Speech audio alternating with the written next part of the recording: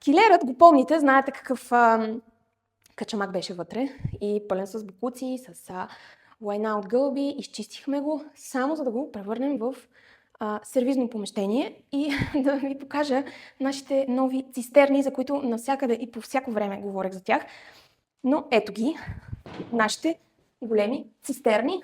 Имаме си 3 цистерни, така че ще си имаме вода през цялото време, както знаете, така и за нашите гости.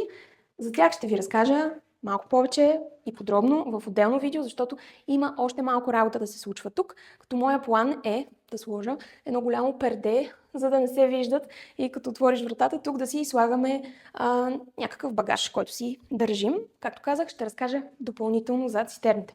Така, тук е хола, помните го, оставили сме си масата, вчера си купихме чаршафи, нищо, че нямаме легло и матраци, но имаме чаршафи, взех си и тази жълта ваза от Икеа, да ми отива на прахосмокачката.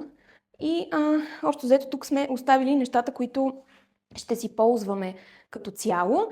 И май това, не се сещам за нещо друго. Тази седмица ще боядисваме, ще шпакловаме на места, където имаме нужда да шпакловаме. Имаме да боядисваме вратите, стените, ще видим докъде ще стигнем с боята. Имаме да ходим да си увеличаваме волтажа в тяхното електро, защото за уредите, които сме избрали, ще ни трябва повече ток. Стандартно тук е 3 кВт, трябва да го увеличим на 6 кВт. И така, общо взето, доста неща имаме да вършим. С баща ми сме дошли, така че имаме допълнителна помощ. Ако нещо изпускам, питайте ме.